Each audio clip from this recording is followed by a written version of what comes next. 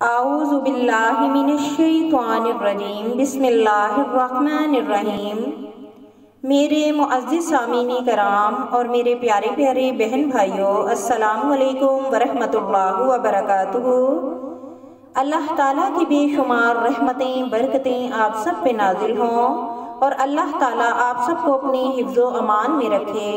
میرے بہن بھائیوں میں سے جو بیمار ہیں اللہ تعالیٰ انہیں شفائے کاملہ عطا فرمائے، اور جو اولاد جیسی نعمت سے محروم ہیں اللہ تعالیٰ ماہ رمضان المبارک کے صدقے میں ان بے اولادوں کی جھولیاں بھر دے، آمین ثم آمین۔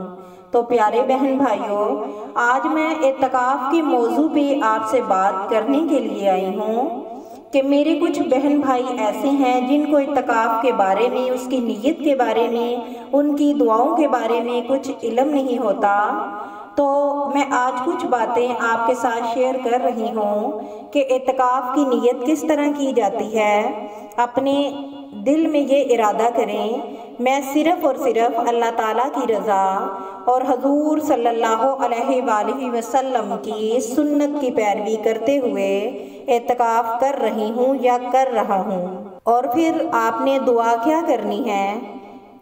جب اپنی اعتکاف والی جگہ پہ چلے جائیں، یا اللہ میری کوتاہیاں اور غلطیاں معاف فرمانا اور مجھ پر اعتکاف کی تمام برکتیں نازل فرمانا۔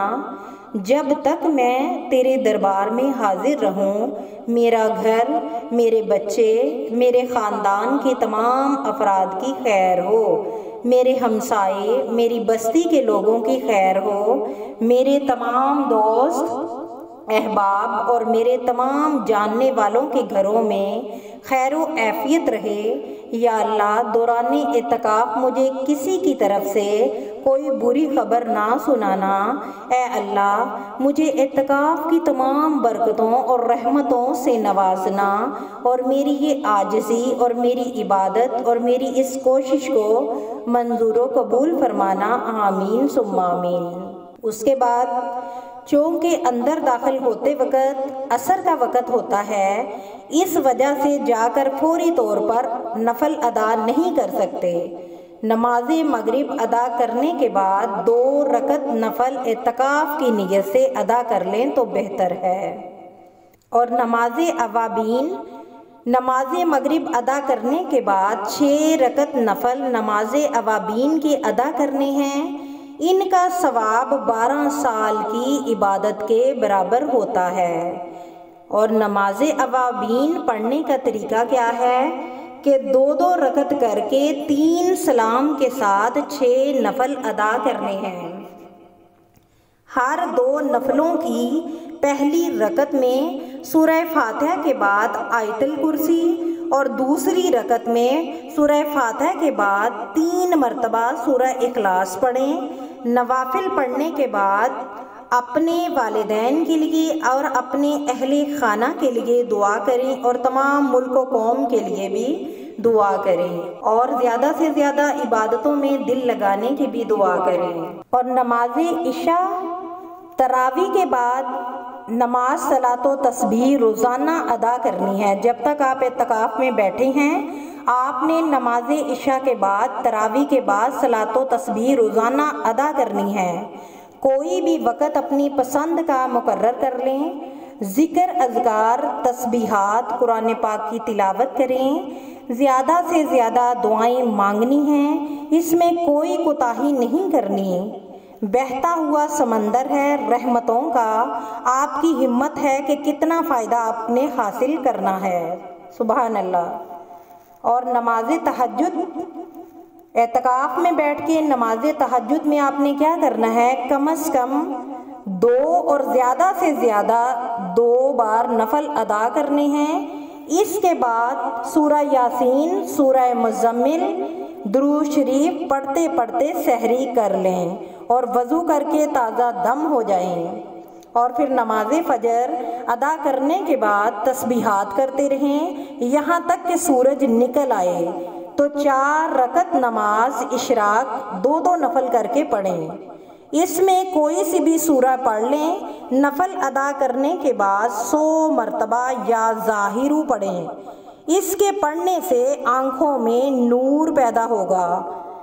یہ 2 رکعت نماز اشراق ادا کرنے سے پورے حج اور عمرے کا ثواب ملتا ہے۔ اس کے بعد تھوڑا سا آرام کر لیں۔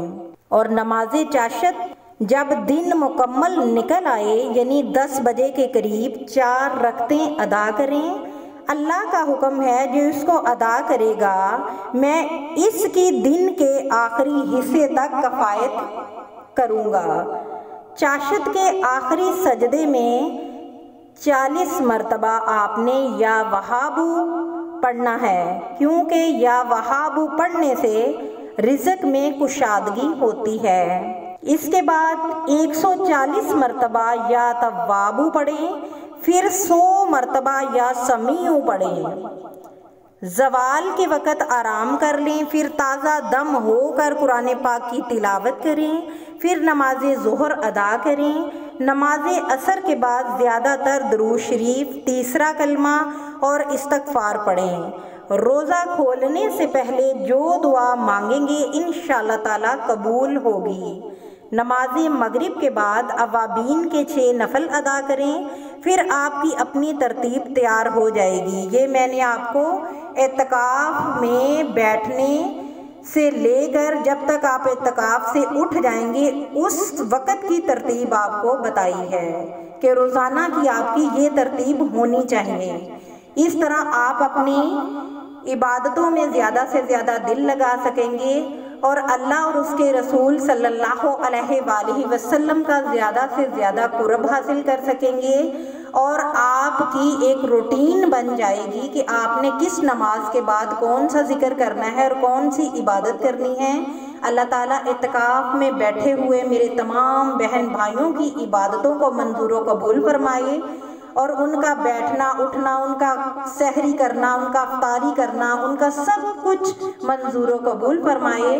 میں اپنے بہن بھائیوں کے لیے دعا گو ہوں، اللہ تعالیٰ سب کی قسمتوں کا اچھا فیصلہ کرے، اور ماہ رمضان المبارک کے صدقے میں زیادہ سے زیادہ نیکیاں کرنے کے جو ہم خواہش مند ہیں، اللہ تعالیٰ ہماری ان نیکیوں کو منظور و قبول فرمائے اور ہمارا زیادہ سے زیادہ اپنی عبادت میں دل لگائے۔ ہمارے بچوں کی خیر ہو، ہمارے کمانے والوں کی خیر ہو، اور ہمارے گھر بھر پہ اللہ تعالیٰ کی رحمتوں کا نزول ہو۔ آمین ثم آمین۔ جزاک اللہ۔